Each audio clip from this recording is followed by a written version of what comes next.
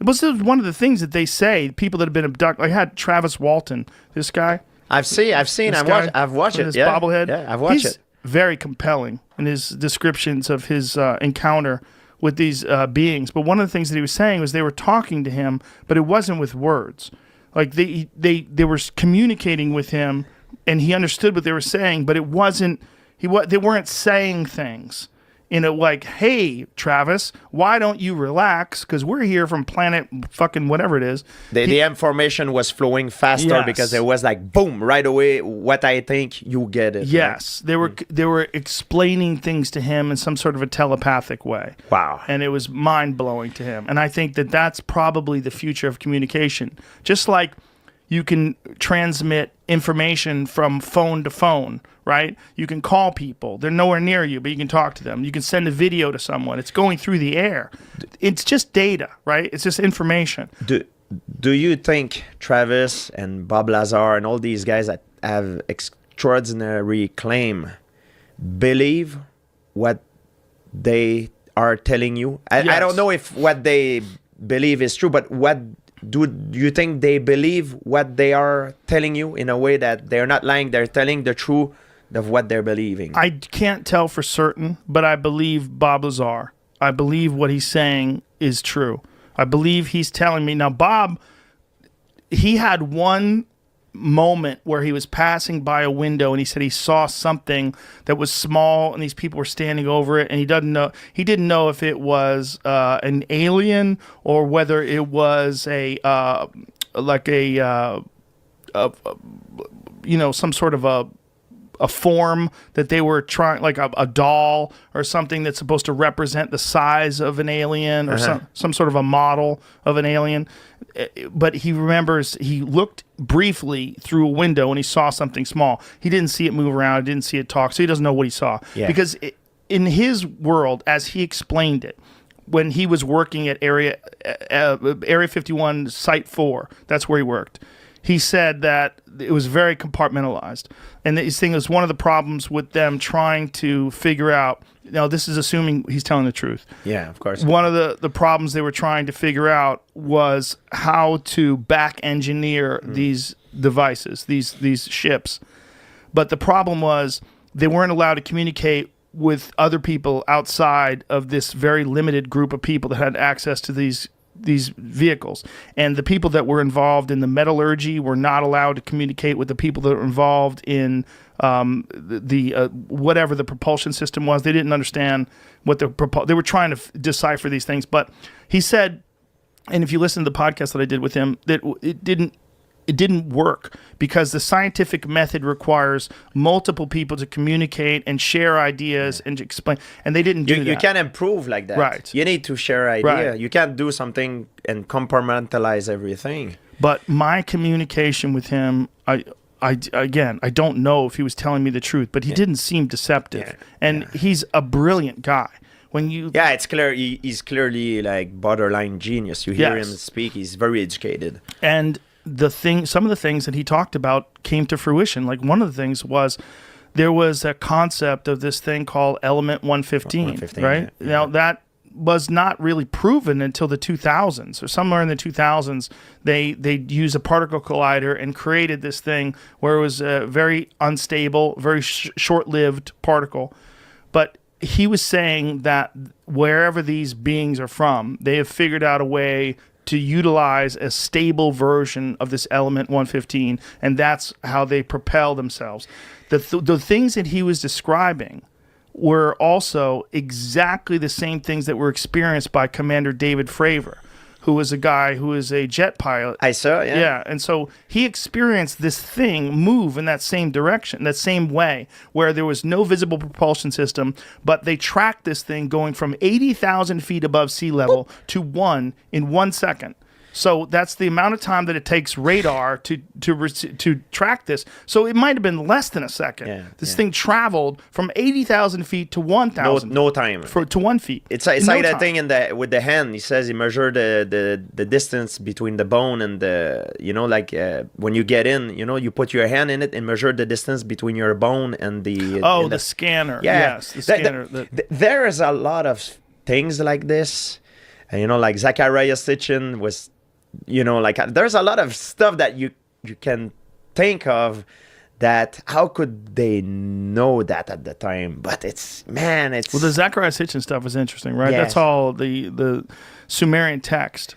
The Sumerian text is some fascinating stuff because it's all from 6,000 years ago. And by the way, Zachariah Sitchin, he's very controversial. There's even a website called sitchiniswrong.com, and it's basically scholars of ancient Sumerian who say that his translations are completely off. But even if his translations are off, there's still a lot of really confusing stuff about ancient Sumer. And one of the things is their depictions of the solar system.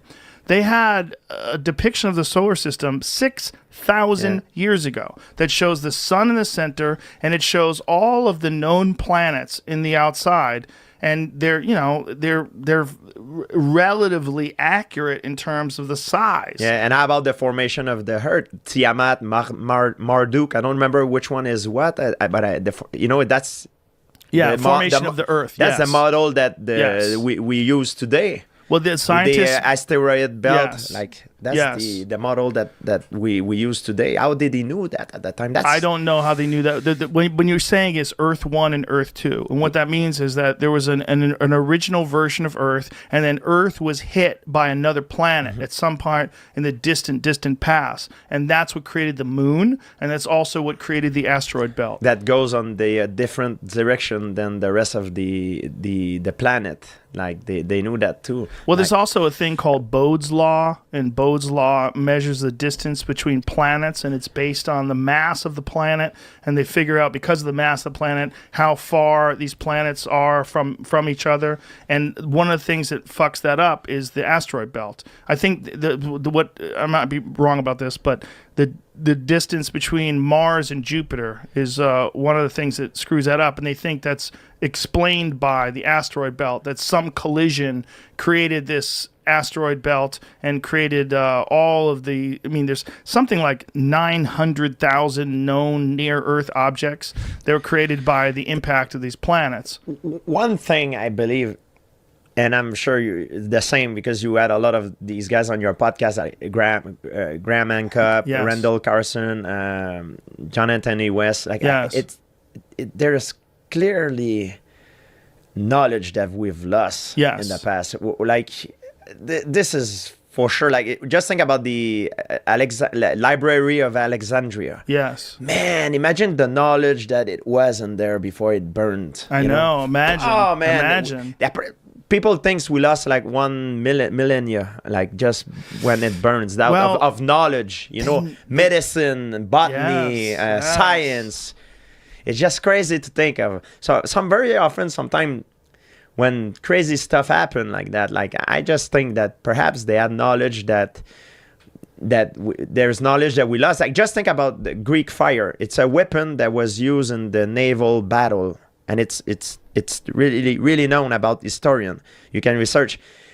They still don't know exactly how it works, but it was so destructive. It was like, at the time, it was like a secret weapon. Like they didn't want to share, and it was known to be very efficient in naval battle. I don't know what that is. I don't know about Greek fire. If you go Greek fire, you'll get it. Boom. It was used in naval battle. So they used to throw fire, flames, and they used to, people that are burning, they still burn in the water.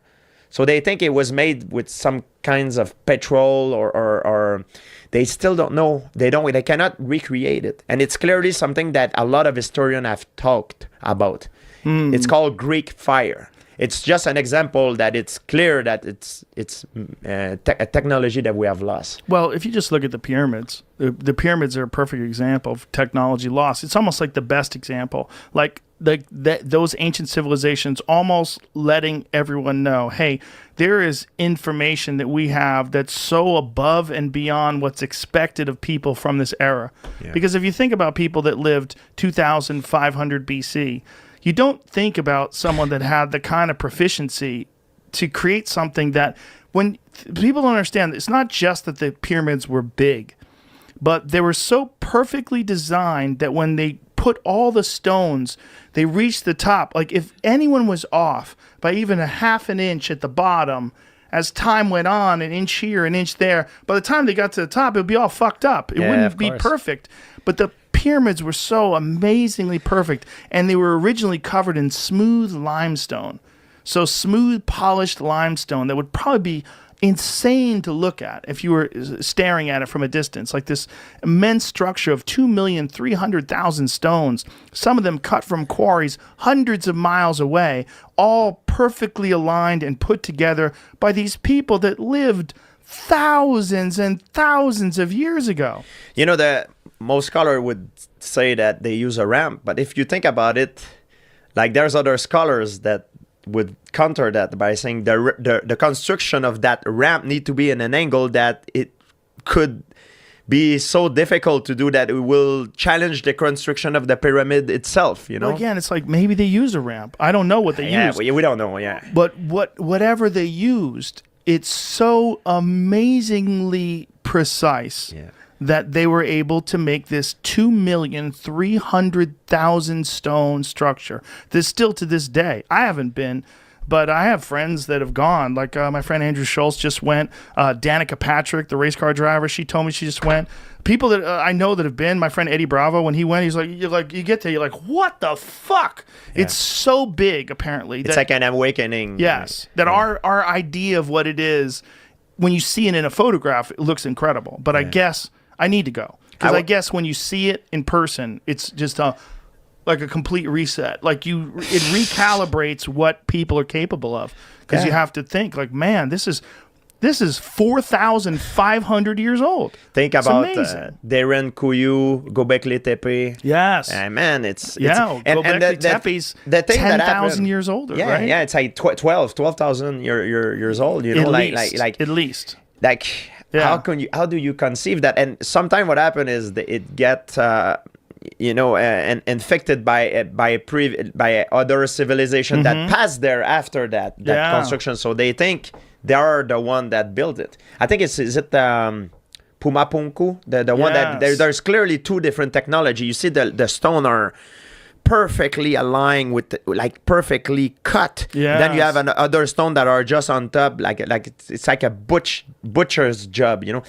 And it's clearly not the same technology, the same people that built these two layers, you know. Right. So well, that was also John Anthony West's concept of Egypt, that there's multiple eras, and that if you go deeper, like some of the stuff that they found when they dig deeper in the sand was a different construction method. It looked different designs, but still equally complex and fascinating. It's like there's probably many eras of human civilization, and there's probably been whatever it is, whether it's disease or some sort of a natural disaster or something that happened.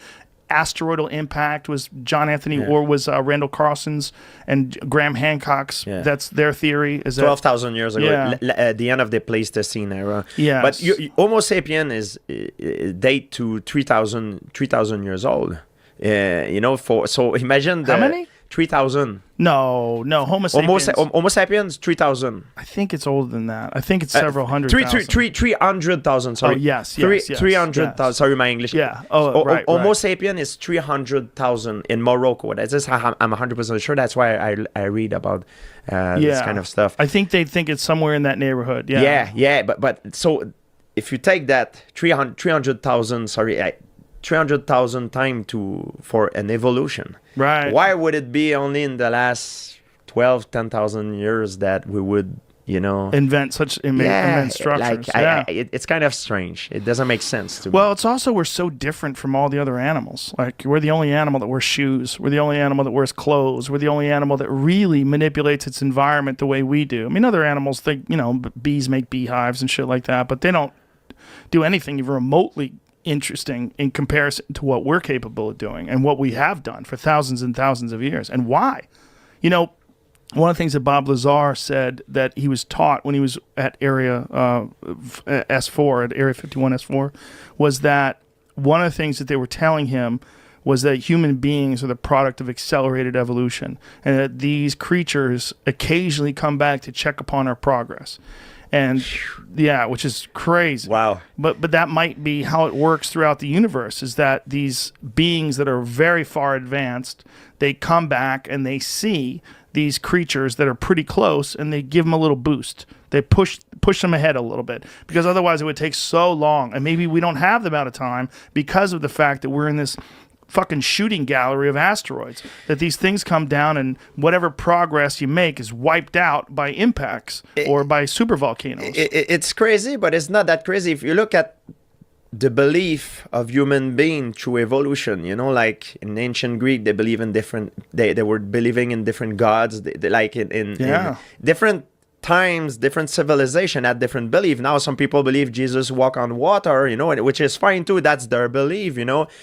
If you believe that human was, you know, the result of alien beings, you know, it's another belief, you know, like it's not everybody believe in different things. It's you not know? that crazy if you think about what